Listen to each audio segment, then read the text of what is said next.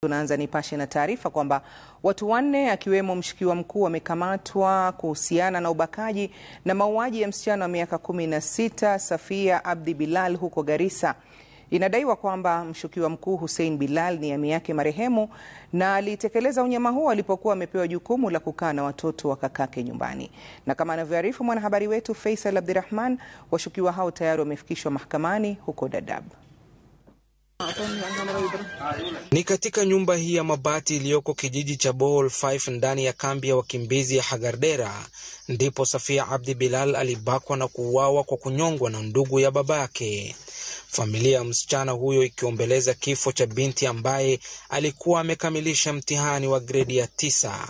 Marehemu tayari amezikwa huku maswali yakiibuka kuhusu yaliyomfikia siku ya Jumamosi usiku. Tafutia watoto wangu chakula ama ni wachunge, wako na njaa ama ni waibie mali ya watu. Nilisema badala ya wizi na kuchukua mali za watu, afadhali nitafutie kibarua.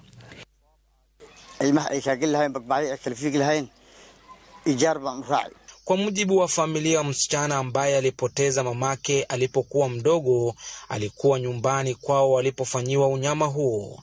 Ami anayedaiwa kumbaka na kumua Hussein Bilal alikuwa na jukumu la kuwachunga marehemu na ndugu zake baba yao walipokuwa anatafuta riziki. Ilikuwa juzi usiku. Alimnyonga na kamba na kumnajisi. Kijana mdogo aliyeshuhudia kitendo hicho ilikuambia jirani alimtishia maisha na kisu. Amake aliaga dunia, alikuwa hana mama na alikuwa analala na babake midogo. Kama yeye anatunza hiyo mtoto, ndio sasa aliua na alifanya rape. Alafu asubuhi ndio mimi sasa nilisikia malio ambaye watu kina mama wanalia pale. Nikasema kuna nini hapa shida?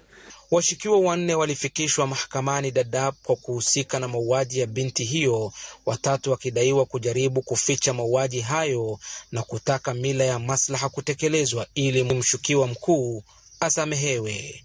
Kulingana na afisa mkuu wa upelelezi kaunti ndogo ya Fafi, Eric Ombesa, washukiwa hao wanasaidia kwenye uchunguzi huku upande wa mashtaka ukipewa siku 21 na mahakama kukamilisha uchunguzi huo. Faisal Abdirahman, runinga ya Citizen kutoka kaunti ya Garissa, eneo bunge la Fafi.